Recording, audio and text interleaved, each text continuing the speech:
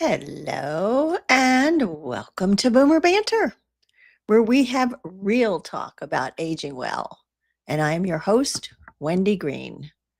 And every week we have honest conversations about what it really means to grow older in today's world, navigating health, purpose, relationships, caregiving, and everything in between. And today we're talking about something we've all experienced: hardships, storms, and the resilience we gain from these. And I'm not just talking about the kind of storms that knock down trees and flood our basements, although I'm talking about those too, but I'm talking about the emotional, physical, and life stage storms that shake us up and test our resilience. And here's the good news. If you're listening to this, you've already survived many of these storms. Let's talk about what aging teaches us about how to weather these storms, to grow from them, and to recognize how resilient we already are. You know, it's interesting. I'm talking about resiliency, working on this talk for today. And at 5 o'clock this morning, my phone woke me from a sleep. And it was the continuing care community where my mother stays, saying that they were there with her. She was not feeling well. In fact, she was feeling horrible. And they were going to call an ambulance to take her to the hospital. So I was awake and dressed and on my way to the hospital, and was there until, I don't know, maybe 30 minutes ago, when my brother came and relieved me. And it sounds like she's going to be okay, but she has been terribly uncomfortable. Doing better. My point of telling you that story is, here you go, Wendy. Here's your chance to practice a little resilience as you're getting ready to talk about it. So the American Psychological Association defines resilience as the process of adapting well in the face of adversity, trauma, tragedy, threats, or significant sources of stress, such as family and relationship problems, serious health problems, or workplace and financial stressors. And as boomers, we have adapted to many societal upheavals. For me, in my memory, it started back with the Cuban Missile Crisis. And then there was the assassination of John Kennedy, Martin Luther King Jr., Robert Kennedy. And next came Vietnam and the civil rights movement and the riots that grew out of both of those. And growing up in Miami, I remember being fearful of getting caught in a riot in my high school. But we coped, we adapted, and we developed some resilience. Most of us also experienced loss. Remember your first love and how heartbroken you were when that ended? You thought you'd never get over that, but you did. We may have lost grandparents or even parents when we were younger. My grandfather was killed just, I don't know, weeks, maybe not even weeks after I was married. He'd been on his way to get me a cookbook because my grandfather was the cook in the family. And for a long time, I felt guilty about this, that he was going to get me a cookbook. And eventually, I had a mindset shift. He was doing this out of love for me. It wasn't my fault. I learned to focus on the love he had for me and the gratitude I felt for having him in my life. Another resilience lesson. As we started our careers, owning homes, we faced gas shortages. Remember those gas lines? And high interest rates for mortgages. When our kids started school, we didn't worry about school shootings. I don't think we did, but we did worry about bullies. There are always stressors and traumas and losses throughout our lifetime. We're certainly seeing these daily. How we respond to those events has a direct impact on how we feel about ourselves and, you know what, it even impacts our longevity. So, what do some of these storms that we face look like as we enter our 60s, 70s, and 80s? Well, they're not that different from what we experienced younger, although there is some difference. So, for instance, emotional storms, we still experience grief. There might be more of an experience of loneliness, although young people experience that too. We have depression or anxiety. There are the physical storms like the sudden illness that my mother experienced today, chronic pain, or an aging body that just won't cooperate like it used to. I know I feel that. And then, of course, the natural disasters, the hurricanes and the fires and the floods. They're identity storms, those that come with retirement, losing a long held role, realizing even sometimes when we look in the mirror or try on an old outfit that, we used to feel really glamorous in or fun in, and we say, oh gosh, I guess I've changed more than I realize. And there are those societal storms.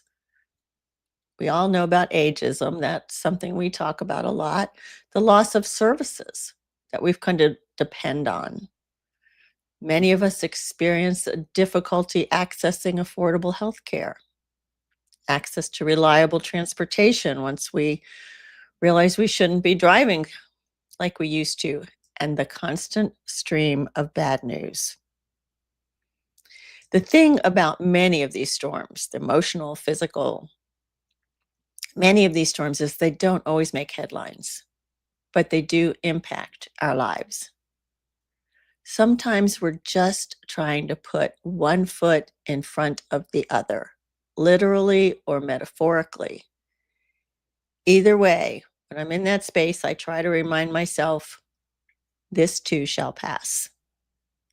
And once it passes, I can tell myself with a pat on the back, wow, that was hard. And I made it through. And that's what we are learning about resilience as we age. A key ingredient to resilience is recognizing that what you've been through is significant and recognizing the importance of seeing how it has impacted you and recognizing that you may have been changed by going through that event. I think the important word here is recognizing. We get stronger through the struggle, and we don't always recognize the strength that we have. If you take some time now after the show to think back over some of the hardships you've had in your life, I think you will be surprised at how well you handled some of those struggles over time.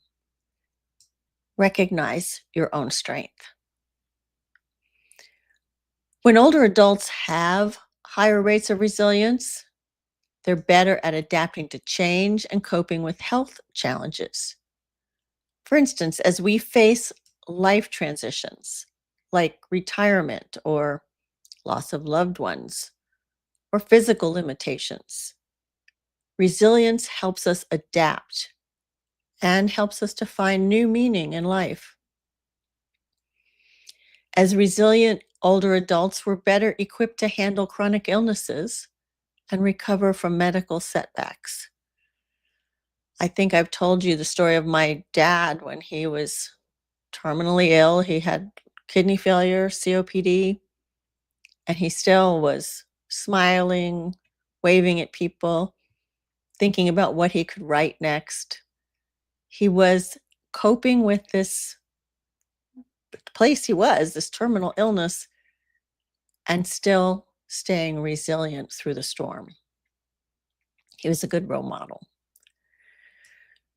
Research shows us that high resilience later in life can help us achieve improved quality of life, better mental health, and overall self-perceived successful aging, despite the adversities we face. And I think that's interesting too, the self-perceived perceived successful aging, because many of us will go through similar crises. And some of us will go, will say to ourselves, well, but mostly things are pretty good in my life. And so we perceive that we are aging well. And someone else going through the same crisis may say, ugh, another hardship. Here we go again. I never get a break. And they will perceive themselves as unlucky, not aging well, everything working against them. So resilient or not being resilient can show itself that way. High resilience later in life can help us experience greater happiness, well-being, and satisfaction with life. It can improve our resistance to stress and lower rates of depression. And when we have high resilience later in life, we're more likely to experience positive physical outcomes like independence in activities of daily living, increased longevity, as I mentioned earlier, and faster recovery from illness. Aging gives us something precious. It gives us perspective. We've been through breakups, job losses, personal losses, caregiving, parenting, health scares, and so much more. And each time, we picked up a little wisdom along the way. It's your perspective of what that wisdom is that's going to count. We picked up wisdom like how to ask for help, even if it took years for some of us to learn how to ask for help because we like being independent, but we learned sometimes we need to ask for help. We learned how to focus on what matters and let go of what doesn't, and how to sit in the hard places, realizing that fixing them right away is probably not in the cards. And so we just adapt, accept where it is, and know this too shall pass. I have met so many people through this podcast, in my coaching, and in my personal life who have lived through incredibly tough chapters of their life. And they've come out the other side stronger, wiser, and more grounded. That's the beautiful paradox of aging. It may take away some things, but it gives us that resilience, that perspective in return. So let's talk about how to strengthen your resilience, whether you're in a storm right now or you just want to be ready for the next one.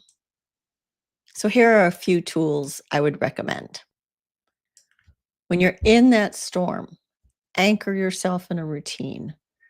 This is a, longer term storm, caregiving maybe, or the loss of a loved one. So what do I mean by anchor yourself in a routine? When you're going through a tough time, everything seems out of control. Routines can give you back some sense of control. It could be a consistent morning cup of coffee.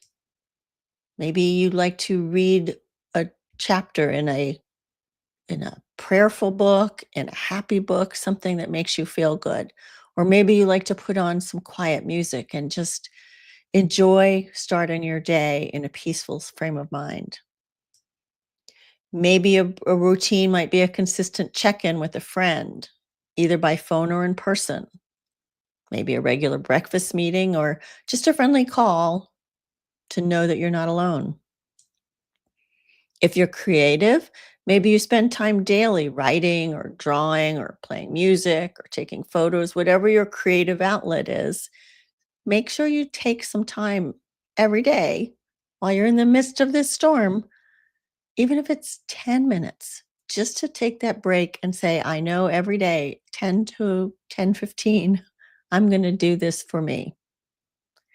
The importance here is to have something consistent, something that you feel is within your control while the world around you seems to be spinning out of control.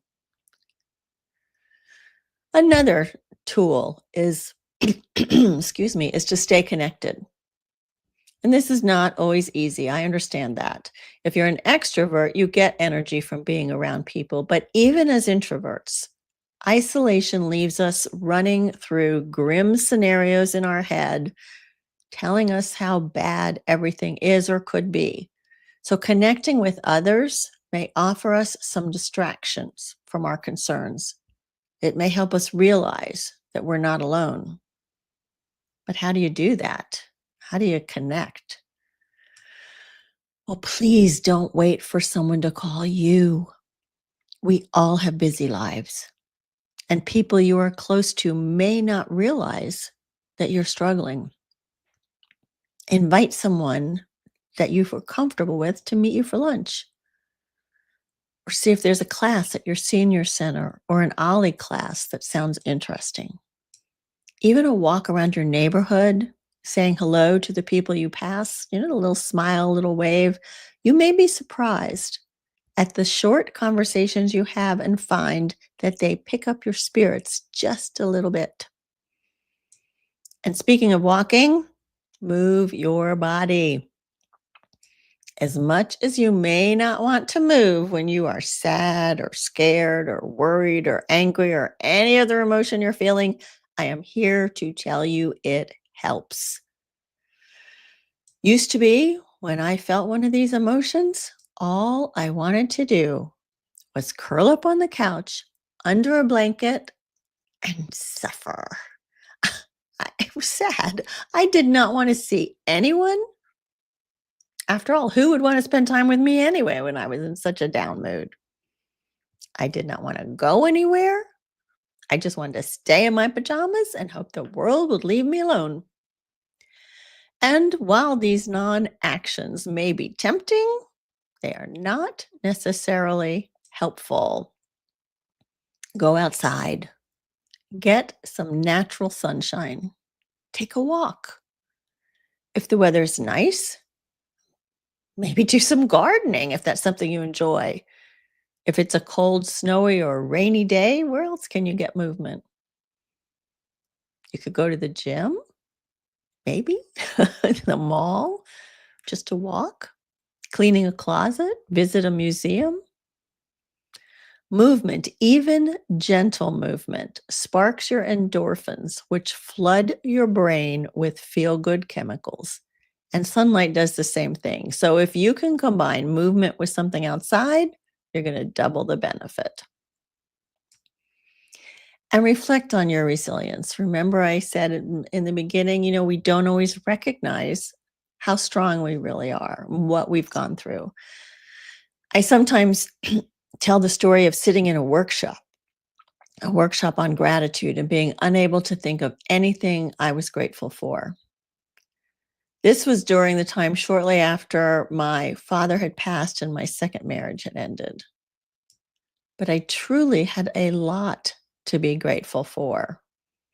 I had two amazing children. I still had my mother, sister, and brother, and I lived in a safe area. I had a business that I loved. And I had survived a previous divorce when my children were very young.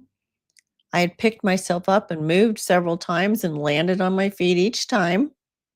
I put myself through school as a single mom. We each have instances where we have faced challenges and we came through them stronger, wiser, and still standing. And I know this is true because all of you are still here. We don't get to our ages without going through some challenging times.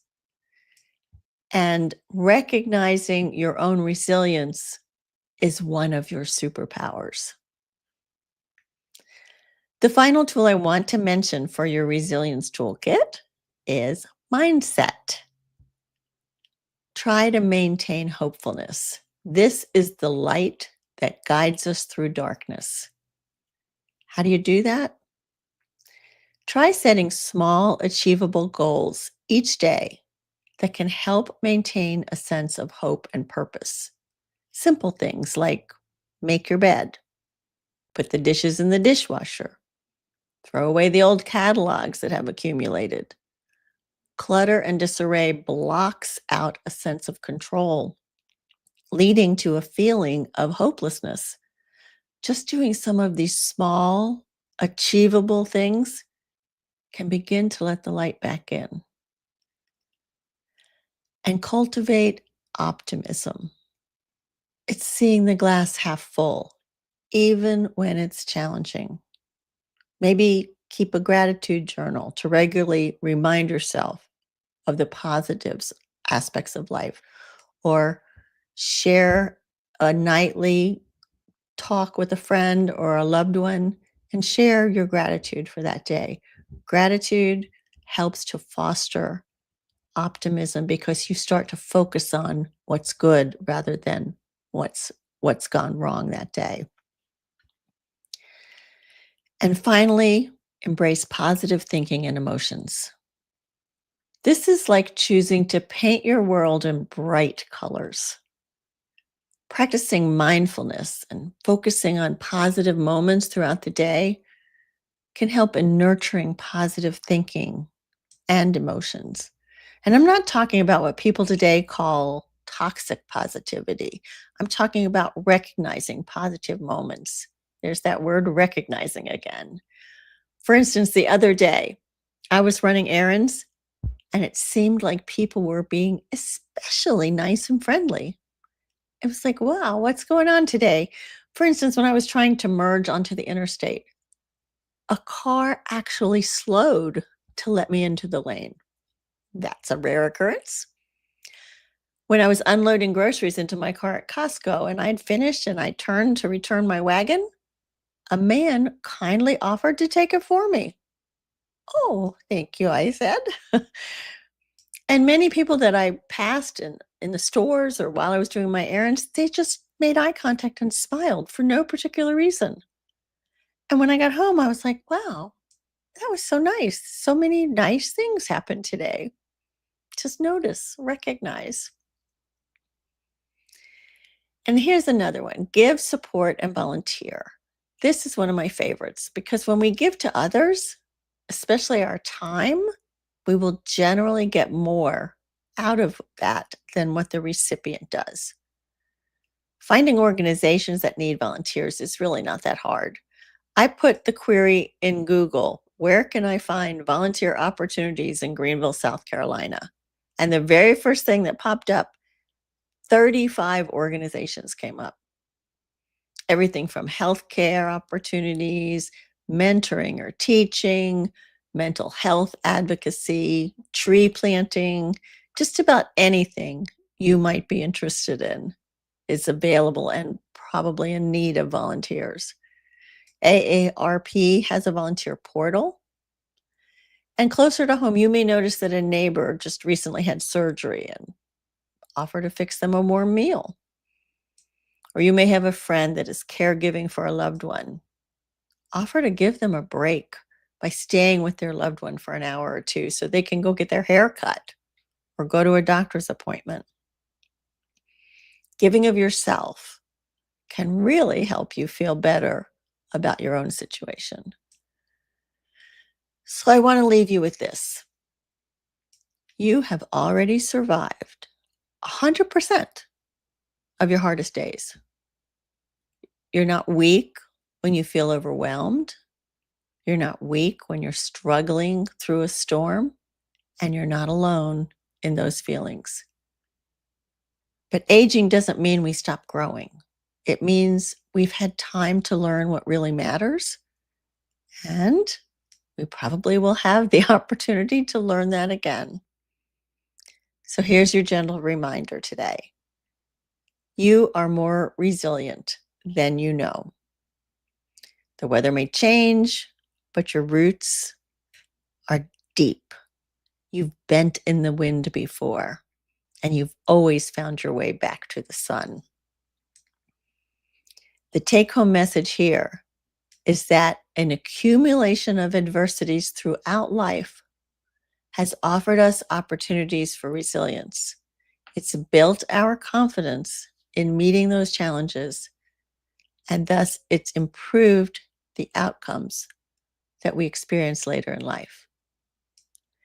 If you are in the middle of one of these storms and you'd like to talk about how you might get help to work through that, I am happy to talk to you. You can schedule a complimentary 30-minute conversation, and there's no expectation that you're going to sign up for anything. Let's just talk, and I bet you will even get some good tips to move forward. So schedule your 30-minute complimentary consultation at calendly.com/boomer-banter/30 minutes. And I will put that into the show notes. Remember, you're not alone.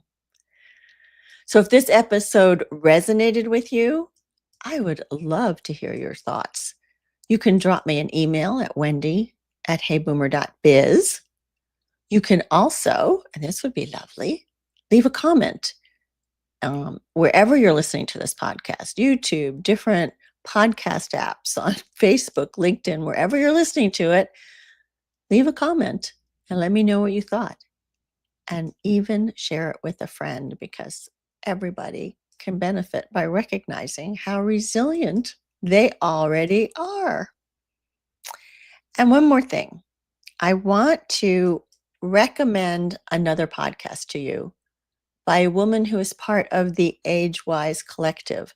That is a group that I started of women who are podcasting to people over 50 in various different topics. And this particular woman, her name is Ilana Landsberg Lewis, and she is the host of Wisdom at Work: Older Women, Elder Women, and Grandmothers. And Wisdom at Work is not a podcast about work.